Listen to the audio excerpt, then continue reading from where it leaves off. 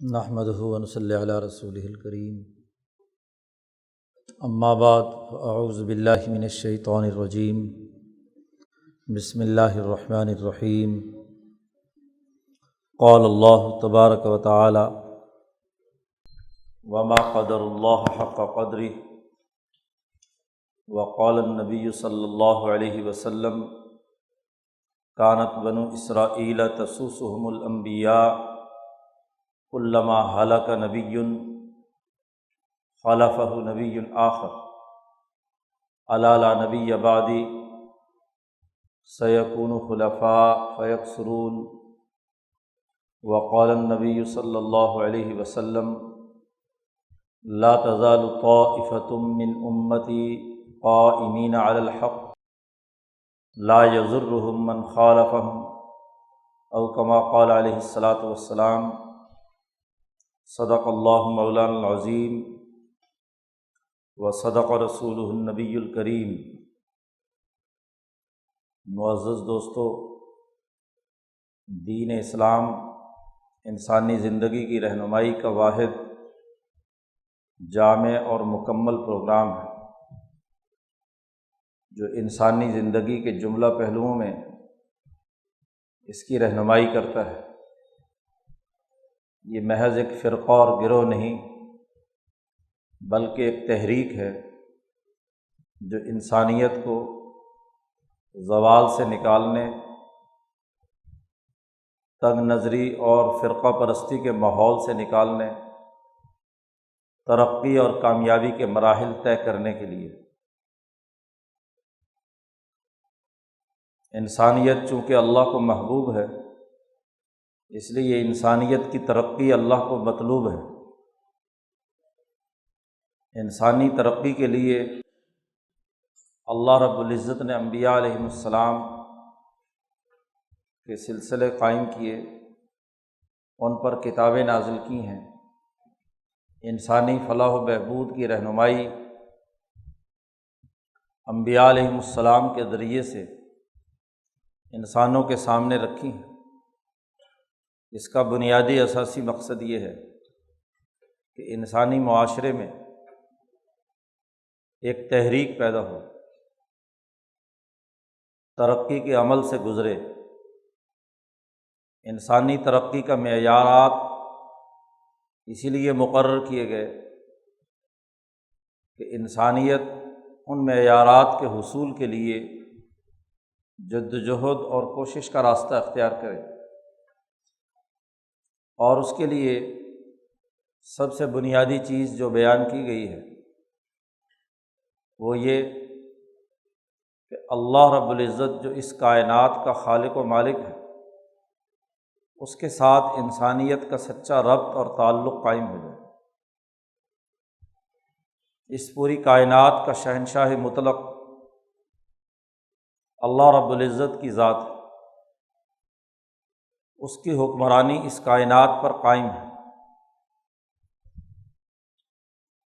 حکومتی اتھارٹی عام انسانوں کی یا حکمرانوں کی تو کسی محدود دائرے کے اندر ہوتی ہے، لیکن اللہ رب العزت کی حکمرانی پوری کائنات کے پورے عالمگیر نظام پر قائم ہے۔ وہ شہنشاہ مطلق اس کے اس نظام کو تسلیم کرنا، اس کی بالادستی کی اس طاقت اور قوت کو ماننا اور اس کے احکامات و ہدایات کی روشنی میں عمل درآمد کرنا، یہی انسانی ترقی کا واحد راستہ ہے۔ انسانیت کی کامیابی اسی میں مضمر ہے کہ وہ کائنات کے اس عالمگیر نظام کو سمجھ کر اللہ کے ساتھ اپنا سچا تعلق قائم کر لے۔ اللہ کو ماننے کا مطلب ایک مسلمان جماعت کو درست تناظر میں سمجھنا چاہیے۔ اللہ کے ماننے کا مطلب یہ ہے کہ اللہ نے یہ کائنات ایک سسٹم کے طور پر بنائی ہے۔ کائنات میں مخلوقات پیدا کی گئی ہیں، اور ان مخلوقات میں باہمی ربط اور تعلق ایک باقاعدہ طے شدہ نظام کے تحت قائم کیا گیا ہے۔ بد نظمی، محض اتفاقی امور اس کائنات کے اندر نہیں ہے۔ ہر چیز طے شدہ نظام کے تحت کام کر رہی ہے، اور اس نظام کی کنٹرولنگ اتھارٹی خود ذات باری تعالیٰ ہے۔ کائنات کا ہر ذرہ ایک سسٹم کے اندر جڑا ہوا ہے۔ اس دائرے سے باہر کوئی بھی چیز از خود یا کسی اتفاقی طور پر محض نصیب اور بخت کے طور پر از خود ہو رہی ہو، ایسا نہیں ہے۔ ایک مربوط نظام ہے، اور اس مربوط نظام کو ذات باری تعالیٰ چلا رہی ہے۔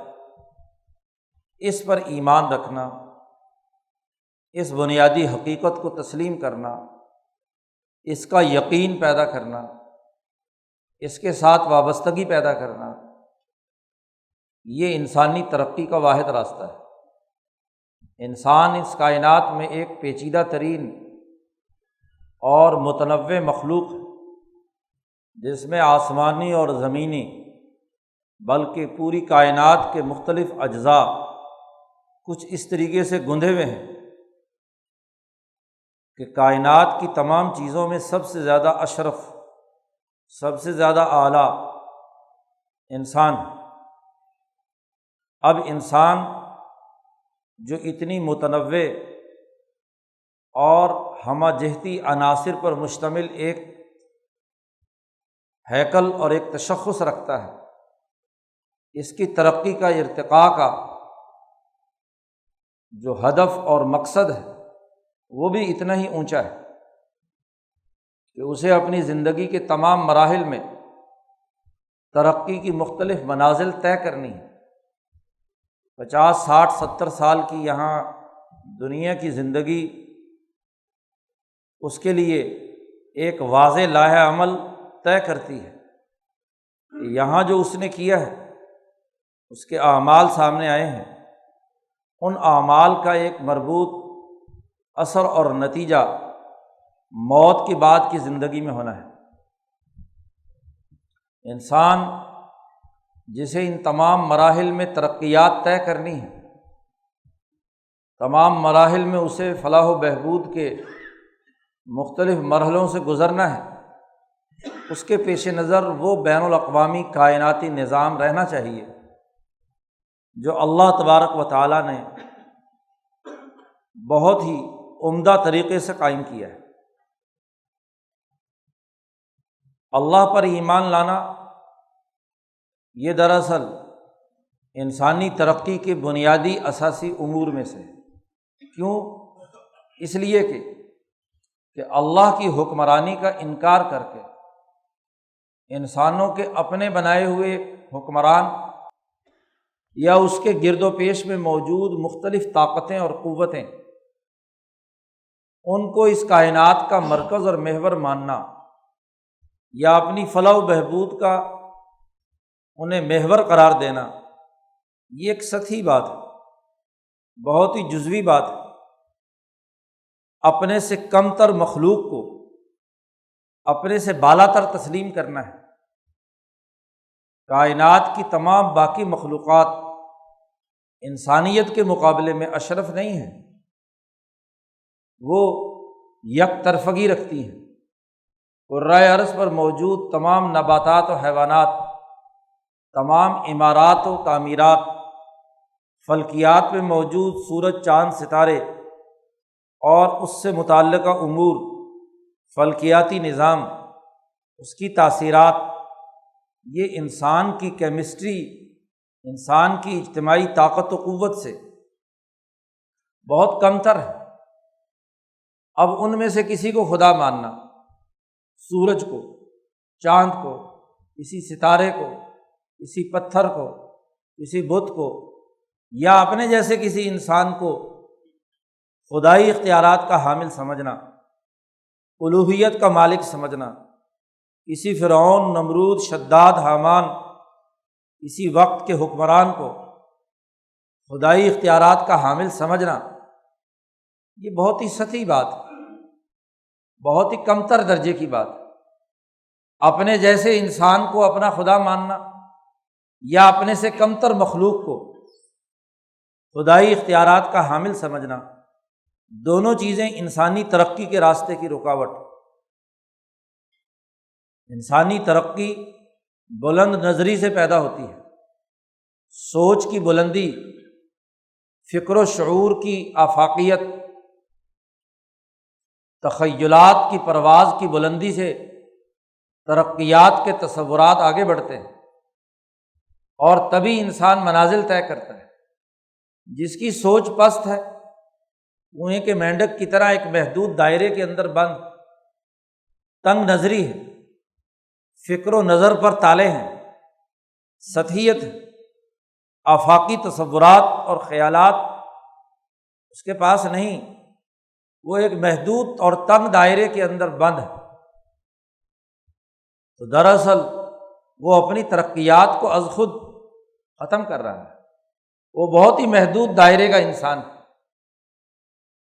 اللہ سے تعلق انسان کے اندر تصورات و خیالات کی دنیا میں ایک انقلاب پیدا کرتا ہے، اس کی سوچ میں آفاقیت پیدا کرتا ہے، چیزوں کو بلند تر سطح سے دیکھنے کی اہلیت اور صلاحیت پیدا کرتا ہے، اس کے اندر یہ جرأت اور ہمت پیدا کرتا ہے کہ جو کچھ اس کے سامنے مشاہدے کے طور پر چیز آ رہی ہے، اس کی اصل حقیقت و ماہیت کیا ہے۔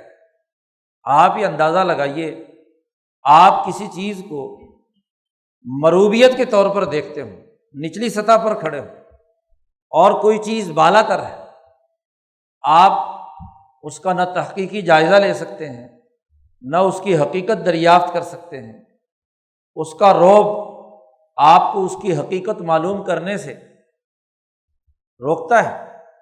یہ نچلی سطح پر رہنا، پست حالت پر رہنا، جمود کے طور پر زندگی بسر کرنا، یہ دراصل انسان کے اندر اس چیز کی حقیقت کے ادراک کے راستے کی سب سے بڑی رکاوٹ ہوتا ہے۔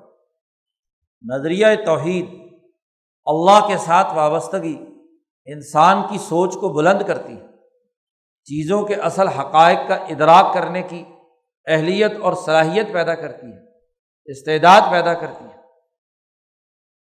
جتنی بھی ترقیات ہوئی ہیں دنیا میں، اس کی اساسیات یہی ہے کہ جب چیز کا رعب اور خوف آپ کے دل سے نکلا، تمام سائنسی ایجادات و ترقیات دراصل اسی چیز کی مرہون منت ہے۔ ایک زمانہ ہے کہ انسان پانی کو دیوتا کے طور پر مانتا ہے، اس لیے کہ وہ سیلاب کی شکل میں آ کر عمارتوں اور بلڈنگوں کو تباہ و برباد کر دیتا ہے، بستیوں کو اجاڑ دیتا ہے۔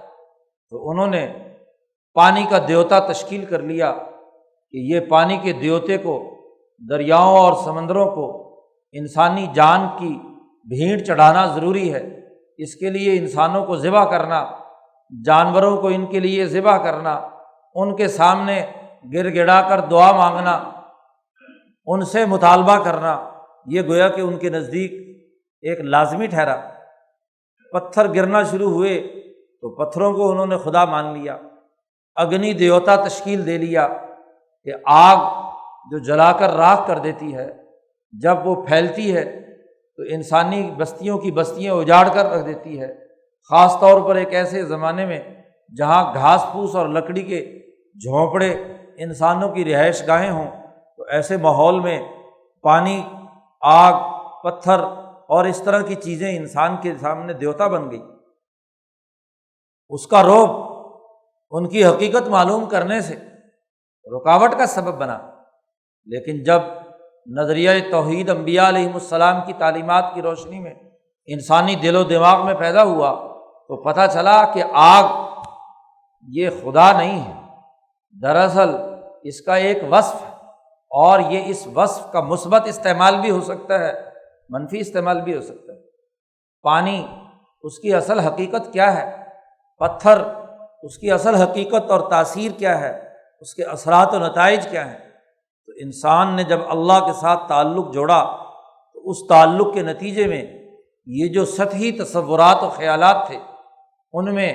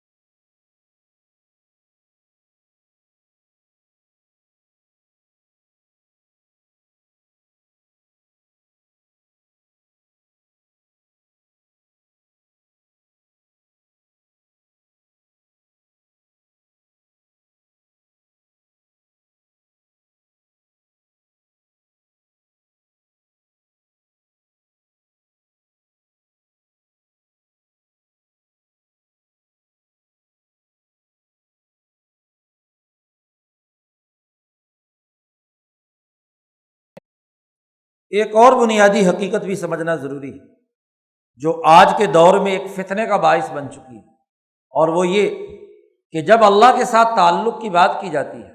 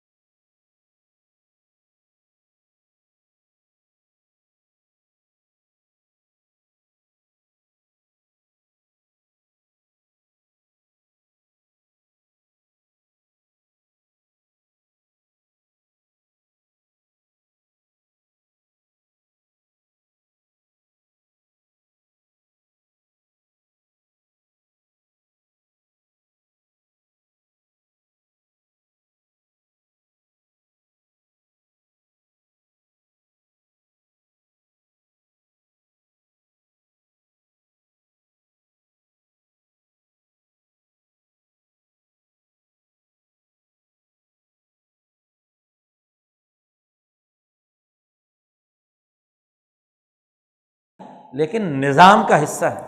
اور اسی کو اللہ تبارک و تعالیٰ نے کہا کہ وَلَن تَجِدَ لِسُنَّتِ اللّٰہِ تَبْدِیلًا، کہ اللہ نے اس کائنات کا جو نظام اور سنت تشکیل دے دی ہے، یہ قیامت تک اب تغیر و تبدل اس کے اندر نہیں ہوگا۔ آگ ہمیشہ جلائے گی، پانی ہمیشہ بہے گا، ہوائیں اڑائیں گی، اپنا کام کریں گی۔ تو اگر ہر چیز اپنی تاثیر سے ہٹ جائے، اللہ سے تعلق کے نتیجے میں، اور انسان معجزات کے انتظار میں بیٹھ جائے، تو اس سے دنیا کا نظام نہیں چلتا۔ یاد رکھو، معجزات جن انبیاء کے ساتھ مخصوص ہیں، وہ ان انبیاء کی خصوصیت ہے۔ ہر آدمی ابراہیم ہو کر آگ میں چھلانگ لگانے کا دعویٰ نہیں کر سکتا۔ ہر آدمی کسی نبی کی نقل اتارنے کے لیے دعویٰ کرے کہ مجھے یہ نظام اثر انداز نہیں ہوگا، یہ تصورات اس کے غلط ہیں۔ تو اللہ کے ماننے کا واضح مطلب کائنات کے ایک مربوط نظام کو تسلیم کرنا ہے۔ اگر یہ مربوط نظام کی ضرورت اور اہمیت نہ ہوتی تو حضور اقدس صلی اللہ علیہ وسلم جو امام الانبیاء ہیں، تمام انسانوں سے سب سے اعلیٰ اور افضل ہیں، تو پھر ان کو یہ 20-30 سال کے اندر محنت و مشقت اور مجاہدے کا راستہ، جد و جہد اور غزوات کا راستہ کیوں اختیار کرنا پڑتا؟ بس نبی تھے، اللہ سے تعلق کے نتیجے میں اللہ سے دعا کرتے تو فلانی چیز حاضر ہو جاتی۔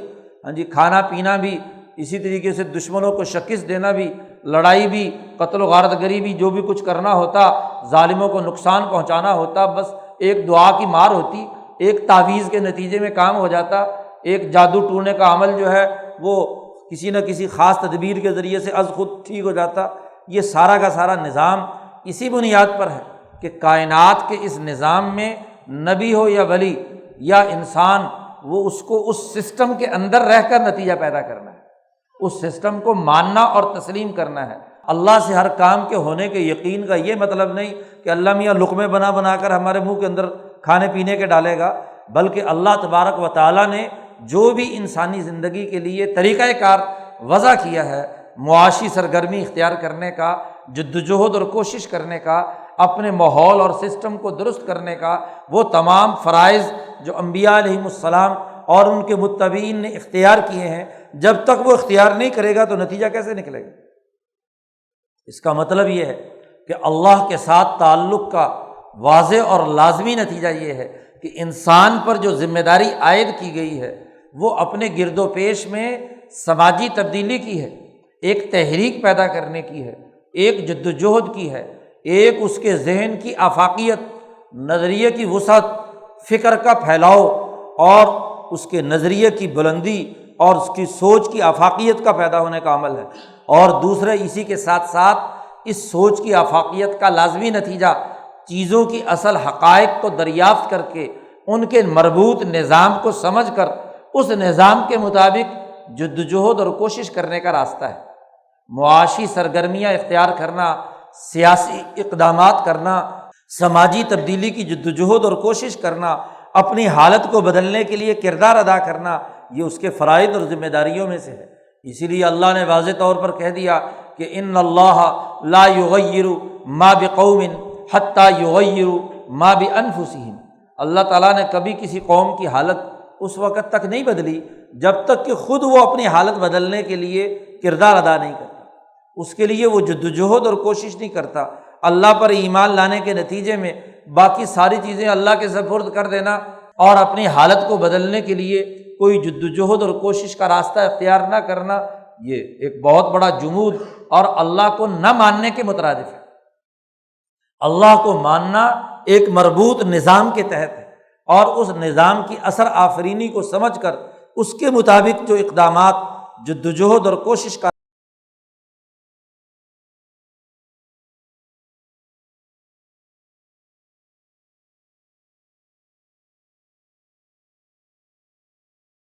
اندر ڈالتے ہیں، اس کا گوب اس کے اندر ڈالتے ہیں، تو حضور نے فرمایا اس کی کیا ضرورت ہے، اس کے بغیر بھی تو پھل آ جاتا ہے۔ لہذا 1 سال صحابہ کو روک دیا، مدینے کی آبادی کو، کہ یہ کام مت کرنا، لیکن اس سال فصل ہی نہیں ہوئی، کوئی کھجور نہیں اتری۔ تو اگلے سال حضور صلی اللہ علیہ وسلم نے فرمایا کہ بھائی میں بھی انسان ہوں، ان انتم اعلم بامور دنیاکم، تم اپنی دنیا کے معاملات زیادہ اچھے طریقے سے جانتے ہو، لہذا یہ کام کیا کرو۔ اب آپ صلی اللہ علیہ وسلم نبی ہیں اور جو گرد و پیش کا تجربہ ہے اس تجربے کو تسلیم کرتے ہیں اور اس کے مطابق ان کو کہتے ہیں کہ یہ کام کرو۔ اس کے بعد سے آج تک کھجوروں کی فصل اسی بنیاد پر اترتی ہے کہ نر کا گوبر جو ہے وہ مادہ کے اندر رکھا جائے، جب تک ان کا کراس نہیں ہوگا تو کھجور کیسے بنے گی؟ تو کائنات کے اس نظام کو ماننا اور تسلیم کرنا اللہ کی وحدانیت اور توحید کے منافی نہیں ہے۔ اللہ کے ماننے کا مطلب تو کائنات کے اس نظام کو ماننا ہے، اسے تسلیم کرنا ہے، اس کے مطابق اقدامات کرنا ہے، اس کے مطابق جد و جہد اور کوشش کا راستہ اختیار کرنا ہے۔ اسی کو قرآن حکیم نے کہا لقد خلقنا الانسان فی کبد، انسان کو ہم نے محنت و مشقت کی حالت میں پیدا کیا ہے، اسے جد و جہد اور کوشش کرنی ہے، اپنی حالت بدلنے کے لیے کردار ادا کرنا ہے۔ اب اللہ سے تعلق کے نتیجے میں اس کے اندر جو جرأت اور ہمت پیدا ہوتی ہے، جذبہ بیدار ہوتا ہے، تحریک پیدا ہوتی ہے، تو اسے گرد و پیش کے ماحول کو بدلنا ہے۔ یہ تبدیلی اس کی ذات میں بھی، اس کے ماحول میں بھی، اس کے محلے میں بھی، اس کی سوسائٹی میں بھی، اس کی سیاست میں بھی، اس کی معیشت میں بھی، اس کی تہذیب میں بھی، اس کے کلچر میں بھی، اس کی عدالت میں بھی، گرد و پیش کے ماحول میں۔ اور یہ سب سے بڑا فریضہ ہے۔ یہ تبدیلی جسے قرآن حکیم پیدا کرنا چاہتا ہے وہ بد امنی سے امن کی طرف، ظلم سے عدل کی طرف، کل انسانیت کی طرف، ان کی نسلی، خاندانی یا گروہی تعصبات سے نکل کر تو کل انسانیت کا فکر رکھ کر انسانیت کے لیے ایک بہتر سیاسی، معاشی، سماجی اور اقتصادی نظام قائم کرنے کی دعوت دین اسلام کی اعلیٰ تعلیمات انسانی معاشرے میں پیدا کرتی ہیں، اور مسلمان جماعت اس ذمہ داری کو بروئے کار لانے کی ذمہ دار ٹھہرائی گئی ہے، اس پر یہ ذمہ داری ڈالی گئی ہے۔ ایک اور بڑی غلط فہمی یہ ہے کہ ہمارے ذمے صرف تبلیغ ہے، کہ ہم نے صرف لوگوں کو بات پہنچا دینا ہے اور واعظ کر دینا ہے، کوئی مانے نہ مانے۔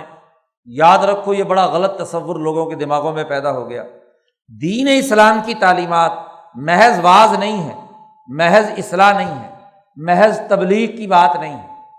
ہوگا کسی ہندو مت کے اندر تبلیغ اور دعوت کی بات، ہوگا کسی کنفیوشنزم کے اندر واعظ و نصیحت کی بات، اشوک کے اچھے اقوال یا کسی بدھا کے اچھے اقوال یا کسی کنفوشش کے اخلاقی اقوال یا کسی زرتشت کے اچھے اقوال ہوں گے کسی مذہب اور فکر کے اندر۔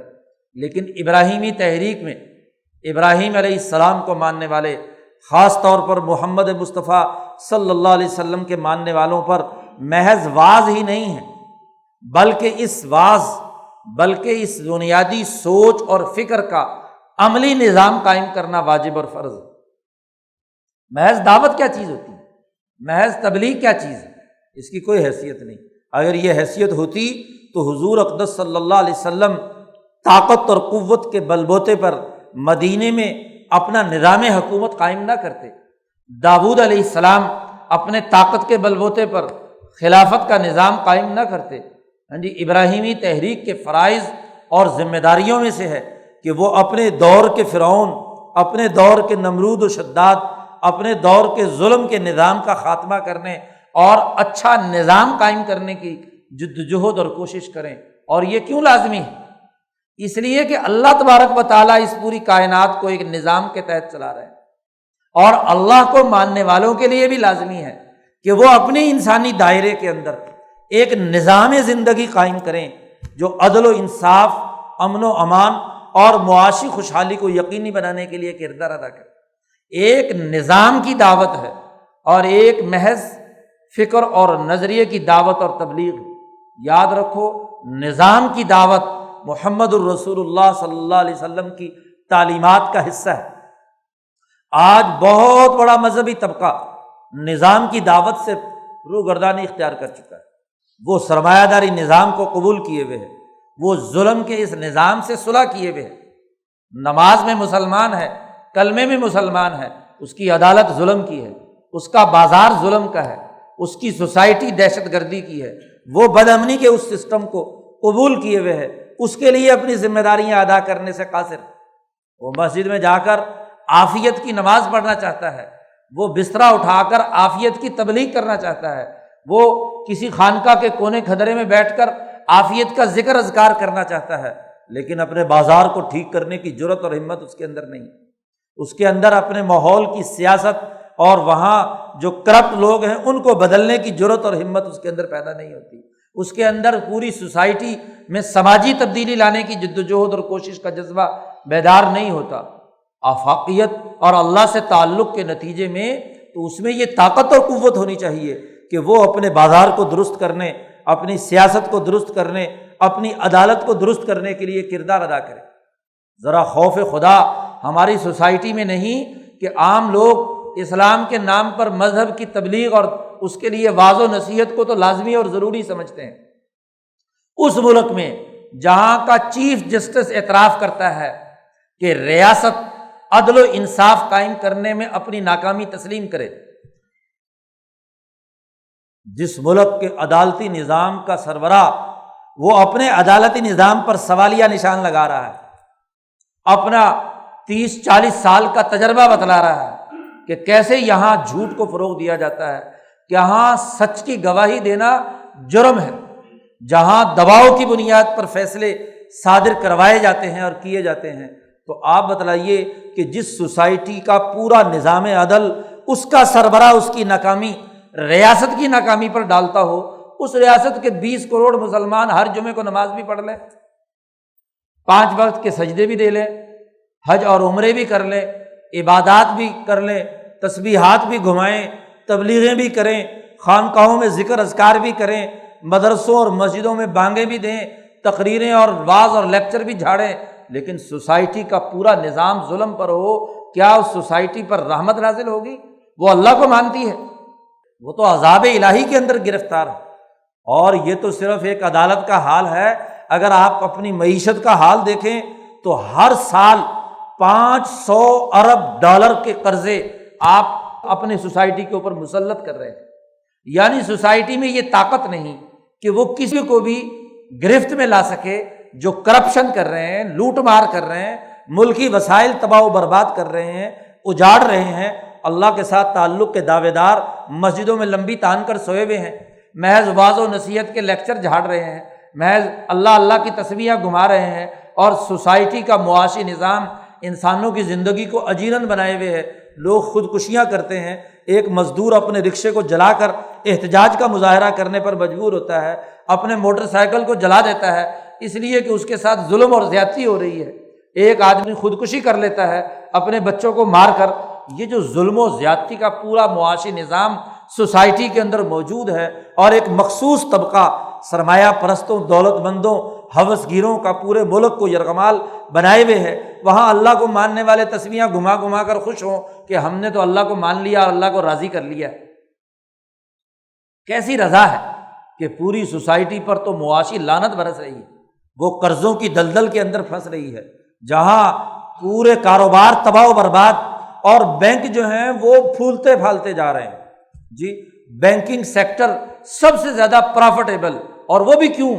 اس لیے کہ وہ تمام لوگوں کی بچتیں کسی مثبت کاروبار میں لگنے کے بجائے ان کا 75% حصہ گورنمنٹ کے پاس بطور قرضے کی مد میں جاتا ہے، اور وہاں سے سود کے نام پر پروفٹ کمایا جا رہا ہے۔ یعنی ملک کے قوم کو جوتے مار کر، قرضے پورے 20 کروڑ انسانوں کے اوپر ڈال کر، سود کما کر نجی بینک بہت بڑے بڑے پروفٹ اپنے شو کر رہے ہیں۔ خدا کا غضب اس قوم پر نازل نہیں ہوگا تو کیا ہوگا؟ 1947 سے لے کر 2010 تک بینکوں نے اتنا پروفٹ مجموعی طور پر نہیں کمایا جتنا ان 5-6 سالوں کے اندر بینکوں نے پروفٹ کما لیا۔ کہاں سے آیا یہ پروفٹ؟ وہ قرضے جو اس 20 کروڑ قوم کے اوپر مسلط کیے گئے، اسی کا سود ہی تو ان بینکوں کے نجی مالکان کی جیب کے اندر جا رہا ہے۔ وہ اس کو ماننے کے لیے اور سمجھنے کے لیے تیار نہیں ہے۔ محض نمازیں پڑھ لی، روزے رکھ لیے، حج کر لیے، عبادتیں کر لی، تسبیحات گھما لی، ہاں جی، کوئی ادھر ادھر کے وظیفے پڑھ لیے، اور اس سے مطمئن ہو گئے کہ ہم نے اللہ کو مان لیا ہے۔ یاد رکھو، ما قدر اللہ حق قدرہ، تم لوگوں نے اللہ کی قدر نہیں کی جتنا قدر کرنے کا حق تھا۔ اللہ کے ماننے، اللہ کے تعلق کے نتیجے میں تو محمد مصطفیٰ صلی اللہ علیہ وسلم کا اسوہ حسنہ ہے کہ انہوں نے ابو جہل کے اس ظالمانہ معاشی نظام کو اٹھا کر باہر پھینک دیا، ابو جہل کے غلط سیاسی نظام کو اٹھا کر ختم کر کے ابو بکر کا عدل و انصاف کا نظام قائم کر دیا۔ آپ بتلائیے کہ جو نبی انقلاب ہے، جس نے انسانی سماجی تبدیلی پیدا کرنے کے اعلیٰ معیارات بین الاقوامی سطح پر قائم کیے ہیں، آج اس کے ماننے والے محض تسمیہ گھما کر کہیں کہ ہم نے اللہ مان لیا، ہم نے تبلیغ کر کے اللہ کو تسلیم کر لیا، ہم نے کلمہ پڑھ گیا پاکستان کا مطلب کیا لا الہ الا اللہ، اور اس کے نتیجے میں ہم نے سمجھ لیا کہ ہم دنیا اور آخرت کی جنت ہمارے لیے مل گئی۔ نہیں، دنیا کی جہنم بھی ہے اور آخرت کی جہنم بھی ہے۔ یہ کلمہ تو تمہارا حلق سے اوپر ہے، محض رسم ہے، محض دکھاوا ہے۔ اگر یہ تمہارے دل میں اترا ہوتا تو یہ 20 کروڑ لوگ جدوجہد اور کوشش کے لیے میدان عمل میں نہ آتے۔ یہ کیسا مسلمان ہے کہ جس مسلمان ملک کو مسلمان ہی تباہ و برباد کر رہے ہیں اسلام کے نام پر، کوئی دولت اسلامیہ کے نام پر، کوئی کسی اسلامی حکومت کے نام پر دہشت گردی اور قتل و غارت کے ذریعے سے اس مشرق وسطیٰ کو جو انبیاء کی سرزمین ہے، انبیاء کی نسلیں وہاں بستی ہیں، یہ ساری کی ساری عرب نسلیں انبیاء کی اولاد ہیں، یہ نسلیں تباہ و برباد ہو کر آج جرمنی میں بھیک مانگنے کے لیے جا رہی ہیں، آج یورپ کے اندر بھیک مانگنے کے لیے جا رہی ہیں، آج تباہی اور بربادی وہاں تک ان کا پیچھا نہیں چھوڑ رہی، بھوک اور افلاس ہے۔ 2.25 کروڑ کی شام کی آبادی میں سے آدھی آبادی در بدر ہو کر باہر جا چکی ہے، لیکن مسلمانوں کے کانوں پر جوں نہیں رہتی۔ پڑوس میں اسلامی ملک ہیں، عرب نسل کے ہیں، اپنے ہی بھائی ہیں، وہ ان کو پناہ دینے کے لیے تیار نہیں، اس لیے کہ آگ انہوں نے لگائی ہے، انہی کا اسلحہ وہاں پر پہنچا ہے، انہوں نے ہی وہ تباہی بربادی اتاری ہے۔ محض شیعہ سنی جھگڑے کی بنیاد پر، فرقوں کی نفرتوں کی بنیاد پر آگ لگانے والے اللہ کو مانتے ہیں۔ امریکہ کے اشارے پر شام کی حکومت کا خاتمہ کرنے والے جو ہیں یہ اللہ کو ماننے والے ہیں۔ تباہی اور بربادی کی داستان پورے عراق، پورے شام، پورے اردن، پورے کے پورے علاقوں میں ترکی کے اندر تباہی اور بربادی کی تصویریں پیدا کر رہی ہیں، یہ اللہ کو ماننے والے مسلمان ہیں۔ اور اس لیے نہیں باتیں باہر نکلتی کہ جی ہم بھی چکے اسلامی حکومت، لہذا ہمیں اس چیز کی کوئی پرواہ نہیں ہے۔ وہ ایک مسلمان ملک کے اندر سامراج کی ضرورت ہوتی ہے تو ان بھائیوں کے لیے چندہ بھی ہوتا ہے، ان کے لیے کردار بھی ادا کیا جاتا ہے۔ چین کا راستہ روکنے کے لیے برما کے مسلمانوں کا لیے تو پورا میڈیا وقف ہو جاتا ہے، اور آج شامی تباہ و برباد ہو رہے ہیں، ان کے لیے نہ کوئی چندہ ہے، نہ کوئی لینا، نہ کوئی دینا، نہ واسطہ۔ یمن کے جو آدھی سے زیادہ آبادی اٹھا کر افریقہ کے صحرا میں پھینک دی گئی ہے، اور ماشاءاللہ اسلامی بھائی نے وہاں پر گولیاں اور بم برسا کر یمنیوں کو تباہ و برباد کر کے رکھ دیا ہے، یہاں اس کے لیے کوئی گفتگو نہیں ہے۔ تو یہ انسان تباہ ہو رہے ہیں، عالمی سامراجی نظام میں ملک اور قوموں کی تباہی بربادی آ رہی ہے، اور یہ اللہ کے نام پر محض عمرے پہ عمرے، حج پہ حج، ایسے راستے اختیار کر رہے ہیں جو ایک رسمی مذہبی بنیادوں پر کردار ادا کر رہے ہیں۔ حج کا بڑا غلغلہ ہے، حج کا مہینہ آ رہا ہے۔ نبی اکرم صلی اللہ علیہ وسلم سے حضرت انس بن مالک رضی اللہ تعالیٰ عنہ روایت کرتے ہیں، فرمایا حضور صلی اللہ علیہ وسلم نے، یاتی علی الناس زمان، ایک ایسا زمانہ آنے والا ہے، یحج اغنیاء امتی للنزہہ، ایک ایسا زمانہ آنے والا ہے کہ میری امت کے مالدار حج کریں گے سیر سپاٹے کے لیے۔ حج مقصد اللہ کے ساتھ تعلق نہیں ہوگا، محض سیر سپاٹا ہوگا، للنزہتی، تفریح کے لیے، کہ چلو جی بہت دن ہو گئے کام کرتے ہوئے، سارا سال لوگوں کا خون نچوڑا ہے، تو اب چلو جی اس مہینے کے اندر کوئی 20 لاکھ کا لگژری حج کے نام پر پہنچ جاؤ وہاں پر 15-20 دن کے لیے۔ للنزہتی یہ الفاظ ہیں۔ یاتی علی الناس زمان، ایک زمانہ آنے والا ہے کہ یحج اغنیاء امتی للنزہتی، میری امت کے مالدار حج کریں گے نزہت کے لیے، محض سیر سپاٹے کے لیے، تفریح کے لیے۔ اور وہ اوسطہم، حضور نے اگلی بات فرمائی، اوسطہم للتجارتی، اور درمیانے درجے کے لوگ، تاجر قسم کے لوگ تجارت کے لیے جائیں گے، کاروبار مال بیچنے کے لیے جائیں گے، مال کی خرید و فروخت کے لیے جائیں گے۔ اوسطہم للتجارتی، اور نبی اکرم صلی اللہ علیہ وسلم نے تیسری بات ارشاد فرمائی اسی حدیث میں، وقراؤہم للریاء والسمعہ، ان کے قاری اور مولوی اور پیر اور گدی نشین حج کریں گے للریاء والسمعہ، دکھاوے کے لیے اور لوگوں کو بتلانے کے لیے کہ میں تو جی انہیں حج کیتے نے، فلانے پیر صاحب ہیں انہوں نے 40 حج کیے ہیں، فلانے مولوی صاحب ہیں انہوں نے اتنے حج کیے ہیں۔ للریاء والسمعہ، دکھاوے اور نمود و نمائش کے لیے کہ فلاں صاحب جو ہیں وہ ہر سال حج کے لیے جاتے ہیں۔ اور چوتھی بات حضور نے فرمائی وَفُقَرَاؤُهُمْ لِلْمَسْأَلَةِ، اور میری امت کے فقیر اور غریب لوگ بھی حج کے لیے جائیں گے، لیکن کس لیے؟ بھیک مانگنے کے لیے، سوال کرنے کے لیے۔ وہاں پر بنگلہ دیش، پاکستان اور ہندوستان کے اور دنیا بھر کے غریب مسلمان وہاں پہنچے ہوئے ہوتے ہیں حج کا سیزن لگانے کے لیے کہ جی بھیک مانگیں گے، ریالوں اور نوٹوں کی بارش ہوگی اور لے کر کما کر آئیں گے۔ 4 مقاصد کے لیے لوگ جائیں گے: مالدار سیر سپاٹے کے لیے، مولوی اور پیر نمود و نمائش کے لیے، علماء اور قراء، اور تاجر لوگ تجارت اور کاروبار کے لیے۔ بڑی بڑی ملٹی نیشنل کمپنیوں نے ماشاءاللہ شاپنگ مال وہاں بنائے ہوئے ہیں، لوگ سونا خرید کر لاتے ہیں، کاروبار کرنے کے لیے جاتے ہیں، زیورات خریدنے کے لیے جاتے ہیں یا بیچنے کے لیے جاتے ہیں، اور فقیر جاتے ہیں بھیک مانگنے کے لیے۔ کیا یہ آج بات سچی ثابت نہیں ہے؟ اللہ کا نام کہاں ہے؟ اللہ کا تذکرہ کہاں ہے؟ اللہ کا تذکرہ ختم، اور سرمایہ پرستی کا وہ عفریت جو پورے مسلمان ملکوں پر عالمی سامراجی نظام نے قائم کیا ہوا ہے، اس کے اندر یہ مسلمان گرفت کے اندر۔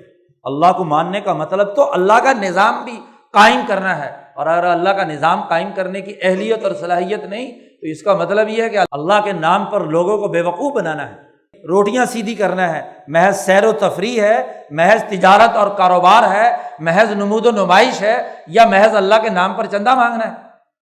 ان 4 کے علاوہ کوئی کام کر رہا ہے؟ ذرا اپنے پورے معاشرے کا جائزہ لے کر دیکھ لو، حج کرنے کے آنے کے بعد حاجی صاحب یا یہاں کا مذہبی طبقہ یہ 4 کام کر رہا ہے۔ مسجدیں بنائی جاتی ہیں نمود و نمائش کے لیے، یا کاروبار اور تجارت کے لیے، یا جناب والا چندہ مانگنے کے لیے، یا سیر و تفریح کے لیے۔ فلانی جگہ پر دنیا کی سب سے بڑی مسجد پاکستان تعمیر کر رہا ہے، محض دکھاوے اور نمود و نمائش، اور کہ جی اتنے لاکھ آدمی اس کے اندر نمازی آئیں گے، تو نمود و نمائش کی نا۔ تو جب بھی سوسائٹی میں تباہی بربادی آتی ہے، اللہ کا انکار کیا جاتا ہے عملاً، تو یہ 4 مرض پیدا ہوتے ہیں: للنزہہ، للتجارہ، للریاء والسمعہ، للمسألہ۔ حضور صلی اللہ علیہ وسلم نے 1400 سال پہلے مرض بتلا دیا امت کا۔ اب اس کا رد، اس کے مقابلے پر جدوجہد اور کوشش، یہ ہر مسلمان کا فریضہ ہے کہ وہ اپنی عبادت، اپنے عمل، اپنے اللہ سے تعلق کو محض سیر و تفریح نہ سمجھے، نماز کی لمبی نیت باندھ کر یا عبادت باندھ کر محض ذہنی سکون حاصل کرنے کے لیے آ جائے۔ للنزہتی، کہ چلو جی بہت دیر ہوگی کاروبار کرتے کرتے، مسجد میں جا کر تھوڑی دیر کے لیے سکون ہی حاصل کریں، للنزہتی نماز پڑھنے آئے، تو وہ بھی تو یہی ہے نا۔ مسجد میں آئیں اس لیے کہ بڑے بڑے لوگوں سے کوئی رابطے ہو جائیں، تاکہ تجارت اور کاروبار کے کارڈ جو ہے نا ایک دوسرے کو کیا ہے دے دیے جائیں، یہ بھی تو یہی کام ہے نا۔ اسی طریقے سے مسجد میں آئیں دکھاوے کے لیے، لوگوں کو پتہ چل جائے پوری مارکیٹ کو کہ فلاں حاجی صاحب جو ہر وقت 5 وقت کی نماز پڑھنے آتے ہیں، لہذا ان کی دکان سے مال خریدا جائے، اور غریب آئیں مسجد کے دروازے پر بیٹھ کر بھیک مانگنے کے لیے۔ تو جو کام حج کی بنیاد پر ہے، وہی کام اگر مسجد کے اندر بھی ہو، وہی مذہبی عبادت گاہ میں بھی ہو، وہی عبادات کے اندر بھی ہو، وہی رسم کے اندر ہو، تو نتیجہ کیا نکلے؟ وہی نتیجہ ہے جو حضور صلی اللہ علیہ وسلم نے واضح کیا ہے۔ یہ سچی اور کھری باتیں ہم سننے کے لیے تیار نہیں ہیں۔ ہم چاہتے ہیں کہ مذہب کا نشہ ہمارے کچھ مذہبی رسومات سر انجام دے کر پورا ہو جائے، اور اپنا دھندا کاروبار چلتا رہے، سرمایہ داری نظام کے اندر اسی طرح زندگی بسر کریں۔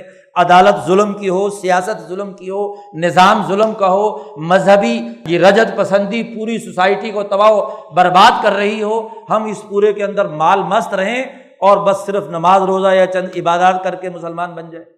نہیں، اللہ سے تعلق کے نتیجے میں پوری کی پوری زندگی بدلتی ہے، سسٹم بدلتا ہے، تو پھر تو اللہ کی قدر ہے۔ اور اگر نہیں بدلتا تو اللہ کی یہ آیت 2 ٹوک انداز میں کہہ رہی ہے کہ ما قدر اللہ حق قدرہ، انہوں نے اللہ کی قدر نہیں کی جتنا قدر کرنے کا حق۔ آج اللہ تبارک و تعالی ہمیں حق تعالی کی قدر کرنے کی توفیق عطا فرمائے، اور اس کی بنیاد پر اپنا نظام بدلنے، اپنے ماحول کو بدلنے، اپنی سوسائٹی کو بدلنے کی توفیق عطا فرمائے۔ وآخر دعوانا الحمد للہ رب العالمین۔